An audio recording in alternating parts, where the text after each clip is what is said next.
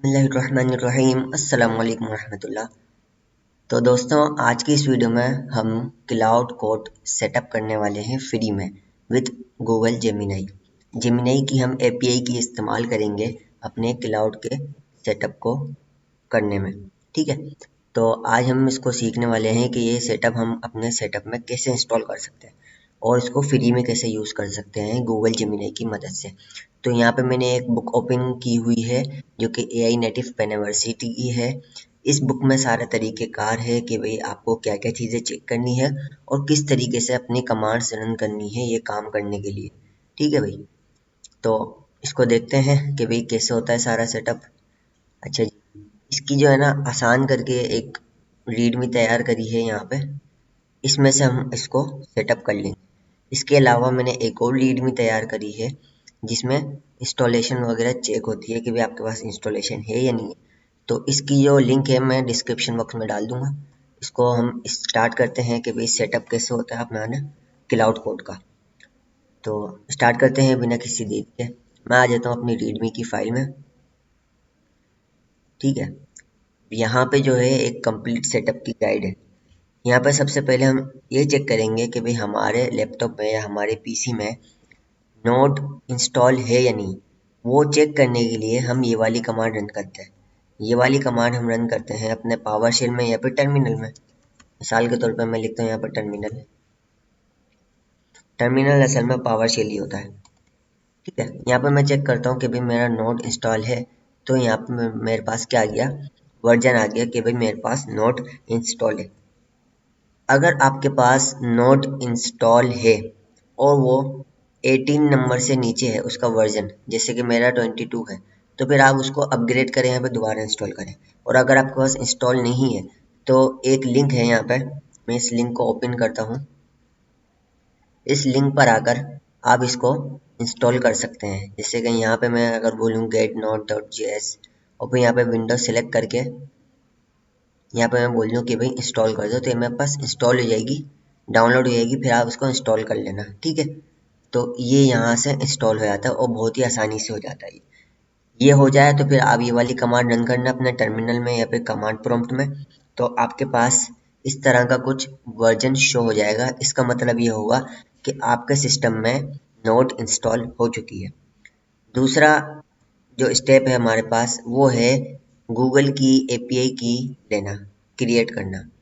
इससे क्या होगा, इससे हमारा क्लाउड कोड जो है इस एपीआई की से रन करेगा जो कि फ्री पड़ेगा हमको।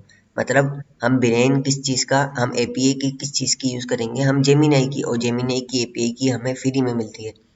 तो इसकी मदद से हम एक अच्छी चीज़ यूज़ कर सकते हैं जो कि क्लाउड कोड राउटर है। इसको हम यूज़ कर सकेंगे फ्री में, वरना अगर इसी का हम यूज़ करें तो $20 देने पड़ेंगे, ऐसी कुछ है समथिंग। तो इसको पहले एपीआई की जनरेट कर लेते हैं। एआई स्टूडियो में आते हैं, ये लिंक मैंने यहाँ पे ओपन की हुई है। अब यहाँ पे मैंने एपीआई की भी जनरेट की हुई है, लेकिन आपकी जनरेट नहीं होगी और आपका शायद लॉगिन भी ना हो। तो आपको क्या करना है, सबसे पहले जैसे लॉगिन करते हैं अपने गूगल अकाउंट से लॉगिन करना है। ठीक है, जैसे मेरा यहाँ पे लॉगिन हुआ है, तो आपको क्या करना है, लॉगिन करना है। लॉगिन करने के बाद आपको यहाँ पे एक ऑप्शन आ जाएगा गेट एपीआई की, या तो फिर यहाँ पे कहीं आ जाएगा, जैसे कि मेरा यहाँ आ रहा है। अब मैं इसको मिसाल के तौर पर यहाँ पे क्लिक करता हूँ तो मैं इस जगह पर आ जाऊँगा और यहाँ पे जो है क्रिएट एपीआई की का ऑप्शन आएगा। मैं इस पे जैसे ही क्लिक करूँगा यहाँ पे मुझे एक नाम देना पड़ेगा।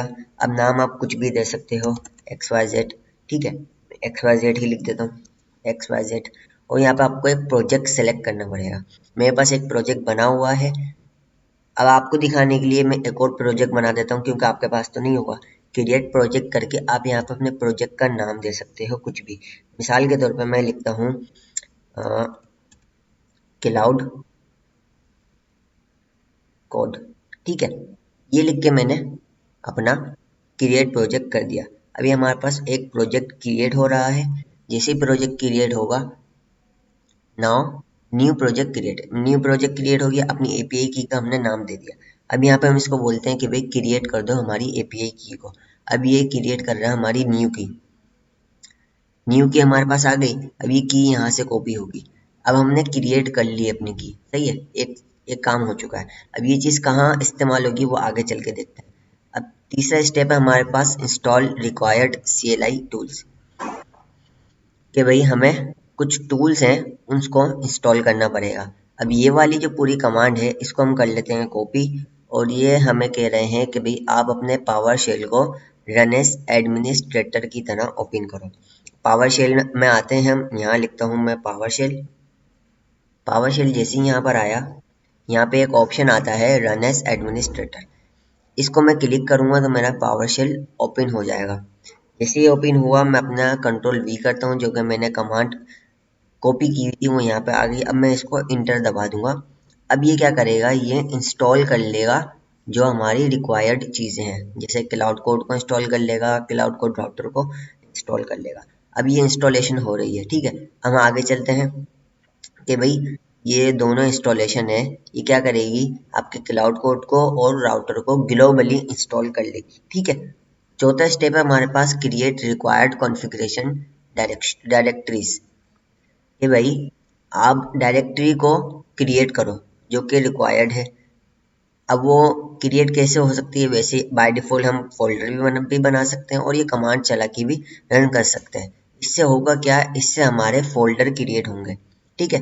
फोल्डर कहाँ पे क्रिएट होंगे, फोल्डर आपके यहाँ क्रिएट होंगे। जैसे कि मेरे पास यहाँ पे सबसे पहले ऊपर वाला फोल्डर आ रहा है, होम का फोल्डर कहलाता है।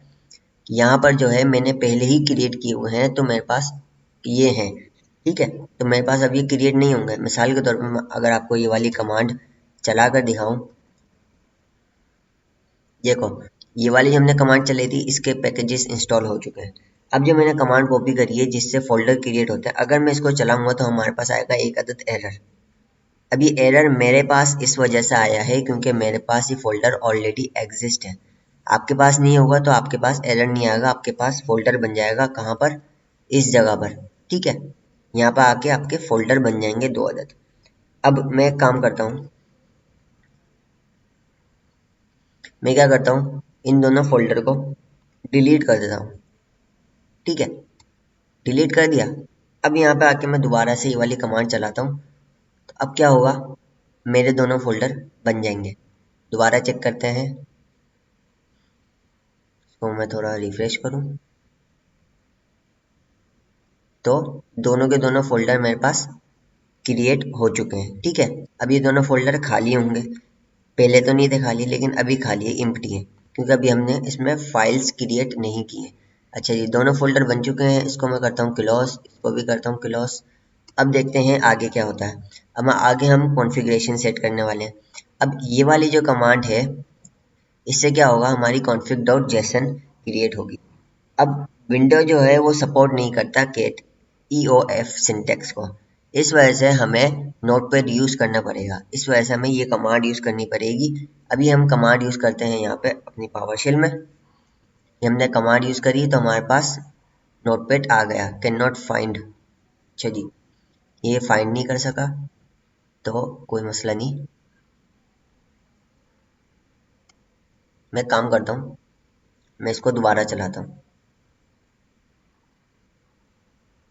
पावर शेल में आया, मैं रन एज एडमिनिस्ट्रेटर करा, ये मेरे पास ओपन हो गया, ठीक है। अब मैं इस कमांड को चलाऊंगा सबसे पहले, देखते हैं क्या होता है। ये हुआ हुआ हमारे पास पहले ही, ठीक है। अब ये वाली कमांड चलाते हैं, ये भी हुआ हुआ है, ठीक है। तो दोनों चीजें हुई भी हैं। अब ये वाली कमांड में दोबारा चलाता हूँ। अब हमने इसको क्रिएट कर दिया, ठीक है। तो ये config.json की फाइल एक क्रिएट हो गई है, क्रिएट हो गई। अब ये जो फाइल हुई है हमारे पास क्रिएट, ये खाली है, तो इसमें हमें ये वाला कोड, जेसन का जो कोड लिखा है इसको कॉपी करके डालना पड़ेगा। इसको कॉपी करके मैं यहाँ डालता हूँ, और यहाँ पर जो है ये मैंने कॉपी कर दिया, और यहाँ पे मैं इसको कंट्रोल S कर देता हूँ, सेव कर देता हूँ, और इसको क्लोज कर देता हूँ, क्योंकि यहाँ पे लिखा हुआ है save and close notepad once done. एक दफ़ा जब हो जाए तो इसको सेव करके क्लोज कर दो, ठीक है। तो ये हमने काम कर दिया। अब हम आ जाते हैं अपने स्टेप 6 पर। यहाँ पर क्या है, configure your environment variable API। यहाँ पे हमें बोल रहे हैं कि भाई आपका जो पावर शेल है उसको एडमिनिस्ट्रेटर करके रन करो, और इसमें ये वाली कमांड पेस्ट करो। हम ये कमांड को पेस्ट करते हैं, और मेरा पावर शेल ओपन पहले ही हुआ हुआ है। मैं इसको CLS करता हूँ ताकि क्लियर हो जाए और इस कमांड को यहाँ पे चलाता हूँ, बल्कि पेस्ट करता हूँ। अभी नहीं चलाना। अब मैं यहाँ पर आता हूँ यूर API की हियर। इस पूरे को मैं रिमूव करता हूँ यहाँ से और यहाँ आता हूँ अपनी API की कॉपी करता हूँ यहाँ से और वापसी यहाँ आके इसको पेस्ट कर देता हूँ। पेस्ट करने के बाद इसको करूँगा मैं इंटर। इंटर करने के बाद अब मैं दोबारा अपनी गिटहब पे आ जाऊँगा। अब इन्होंने क्या बोला है कि भाई आप जो है ये कमांड पेस्ट करो, ठीक है, और यहाँ पे API की जगह अपनी API की पेस्ट कर दो। हमने पेस्ट कर दी, उसको इंटर कर दिया। अब इसको चेक करने के लिए close PowerShell open a new. अब हमने क्या करना है, इसको क्लोज करना है पावरशेल को, दोबारा से पावरशेल को ओपन करना है। दोबारा से हमने पावरशेल को ओपन किया। अब हमने चेक करना है, सॉरी कमांड कॉपी करता हूँ मैं यहाँ से। अब हमने यहाँ पे चेक करना है कि भाई हमारी API की आई नहीं आई। हमारा इन्वायरमेंट में API की आ चुकी है, तो ये काम हमारे पास हो चुका है। The key appears the environment variable is configured correctly। तो हमारे पास ये करेक्टली काम हो चुका है। अब हमने क्या करना है, अब हमने चेक करना है कि भाई हमारी जो इंस्टॉलेशन है वो सही से हुई है या नहीं हुई।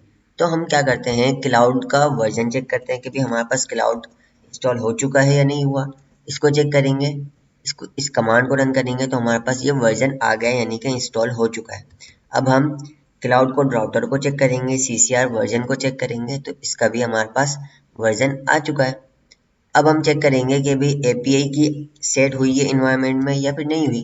तो API की भी सेट हो चुकी है। If all commands return output without errors the setup is successful. हमारे पास कोई एरर नहीं आया यानी कि हमारा सेटअप सक्सेसफुल हो चुका है। तो हमने जो है अपना सेटअप सक्सेसफुल कर लिया है। अब हम क्या करेंगे, इसको चेक करने के लिए इसको स्टार्ट करेंगे, सही है। इसको स्टार्ट करने के लिए CCR स्टार्ट लिखेंगे अपनी कमांड प्रॉम्प्ट में। CCR स्टार्ट लिखा और ये हमारा स्टार्ट हो चुका है। ये स्टार्ट हो गया। अब क्या करना है, अब हमने दूसरा टर्मिनल ओपन करना है। दूसरा टर्मिनल ओपन कर लेते हैं भाई। ओपन किया। यहाँ पे हमें क्या करना है, यहाँ पे CCR कोड वाली कमांड को रन करना है। इसको कॉपी करके मैं यहाँ पेस्ट करता हूँ। अभी क्या करेगा, ये इसको चला देगा। अभी हमसे परमिशन मांग रहा है कि भाई क्लाउड कोड जो है वो आपकी फाइल को रीड भी कर सकता है, राइट भी कर सकता है, एग्जीक्यूट भी कर सकता है डायरेक्टरी वगैरह में। This can pose securely risk, तो only use files from trusted resources. तो आपको एक क्या कहते हैं, सिक्योरिटी के लिए आपसे मालूमात कर रहा है कि भाई चलाना ही नहीं चलाना, क्योंकि ये बहुत सारे काम कर सकता है। तो हमें तो चला के चेक करना है, हम इसको यस कर देते हैं। यस जैसी मैंने किया तो हमारे पास क्या है, क्लाउड कोड चल गया, ठीक है। हमारे पास क्लाउड कोड क्या हो गया, हमारे टर्मिनल में सक्सेसफुली रन हो चुका है। अब हम इसको ट्राई करने के लिए यहाँ पे लिख देता हूँ मैं हाय। हाय लिखा, अभी ये वर्किंग हो रहा है। Hello how can I help you today. तो इसका मतलब ये हुआ कि भाई हमारे टर्मिनल में AI घुस चुका है। अब हमारा जो है AI काम कर सकता है। हमारा क्लाउड कोड राउटर सक्सेसफुली हमारे टर्मिनल में आकर बैठ चुका है। अब हम इससे बहुत सारे काम करवा सकते हैं। आने वाली वीडियो में इंशाअल्लाह करीम हम इससे बहुत सारे काम करेंगे। तो यहाँ पे देखो क्विक टेस्ट के लिए क्या लिखा हुआ है, CCR कोड हमने रन कर दिया। अब टाइप करो हाय, तो मैंने हाय करा तो फिर इसने रिस्पॉन्स हमें कर दिया। इसका मतलब क्या हुआ, क्लाउड कोड जो है सक्सेसफुली रन कर चुका है हमारी जेमिनी की API की को यूज करते हुए। अब यहाँ पे आके बहुत सारी चीजें हैं, जैसे कि मैंने स्लैश हेल्प लिखा, तो यहाँ पे बहुत सारी हमें कमांड्स मिल जाएगी कि भाई हम ये कमांड से ये काम कर सकते हैं। तो इसके बारे में और मजीद हम जानेंगे आगे वाली वीडियो में। तो आज के लिए इतना ही, मिलते हैं नेक्स्ट वीडियो में। अल्लाह हाफिज।